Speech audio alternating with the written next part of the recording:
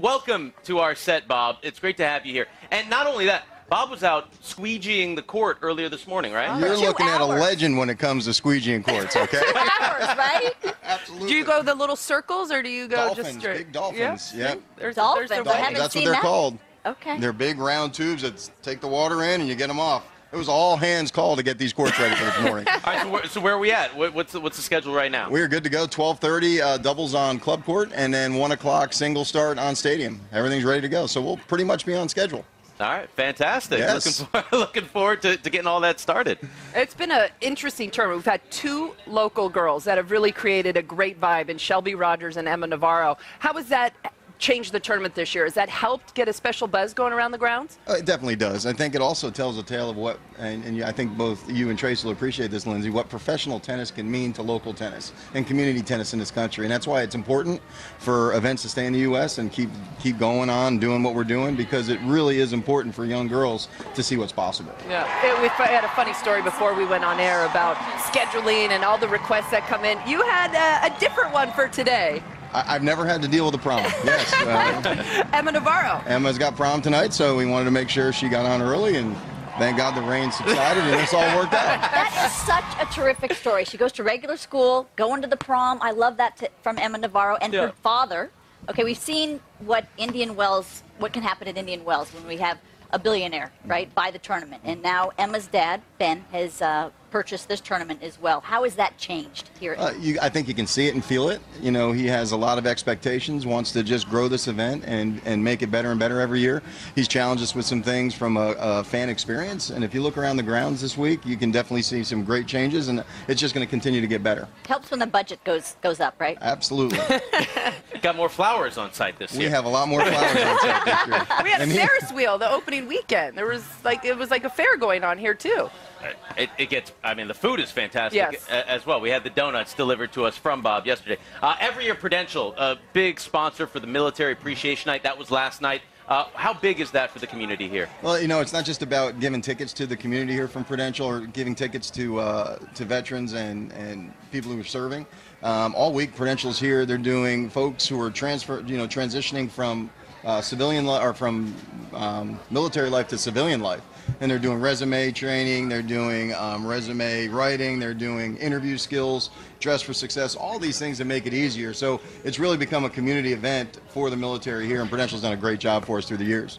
They presented 2 checks last night, $10,000 to the College of Charleston, North Campus, and $10,000 for the Palmetto Warrior Connection. And that money helps provide professional development, skill building for the servicemen. I mean, can't get better than that. No, this is a military town, the Navy base here for a long time, and it's important for us to stay connected there.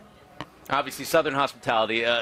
It doesn't. Honestly, I don't feel that any other tournament treats us the way that Bob. And the players as well. Yeah, and the play. I mean, you pick up players. I hear you pick them up at the airport. Sure, well, absolutely. On Monday night, you treated us. I like seeing them personally when they get here. You make sure that they're coming, right? Yeah. Monday night was special for all of us. The dinner that was provided. What went into providing that? We have a great partner here with the city of Charleston, and I love seeing this with you guys. So we had a brainstorm about what we could do special for your first visit here with us on Monday, and we thought we'd treat you to a perfect Southern hospitality porch party. So as you can see, great food, great drink, great experience, and it looks like you guys really enjoyed yourselves. It was phenomenal. Some great stories. I mean, Mary Carrillo, head of the table, obviously. Stories leading we might the charge. not be able to repeat. With the alcohol flowing. That's when it got dangerous. And then you left us after we had a bunch of drinks. Yeah, I didn't want to hear those stories because I'm on air right now and we can't repeat those stories. Which matches are you looking forward to today? Because I mean, it's an amazing lineup for quarterfinal Friday. I mean, the one that is glaring is Madison and Sloan.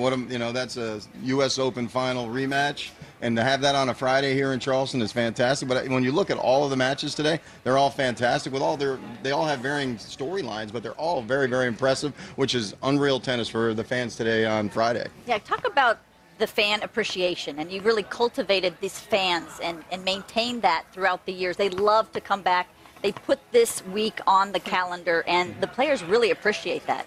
Well, I think the players love to feel the crowd and have the crowd, and they're very excited when they're here. We've been building this for a long time, which is just building the fan experience and the player experience, and it kind of meets in the middle when they both enjoy being around each other. It's interesting because there's people that come by our set every day, and they're either from Washington, D.C., maybe some of them from Florida, some of them from California, but they say that this is their destination every year. We come back to the Volvo Car Open. What's the farthest away person that has come up to you and been like, we come here every year? Well, I look for where everyone's coming from. I get, you know, I have to give Tennis Channel a lot of credit here because we're seeing a lot of people over the last 2 years since we started this relationship who are coming from all across the country, places where we don't do a lot of marketing. So we know we have fans from Atlanta and Charlotte and up and down the East Coast and throughout the country, but we're seeing people from all over that we haven't seen before because they're watching the broadcast and saying, wow, what a great time. And you guys keep talking about our hospitality. They're all going to keep coming, too. And the restaurants in downtown Charleston. Now a new flight from London. Just started landing yesterday. Yes. Let's see if we can pull from there. Yeah, we're going to. I can guarantee you that. Yeah, first flight British Airways to London, and that's going to be twice a week moving forward and hopefully more in the future. So we're very excited about that. City continues to grow. Tournament continues to grow. Bob, thank you, as always, for the hospitality, for joining us here on Tennis Channel Live, and we'll see you throughout the... We'll let you go squeegee some more courts. I'm back at it.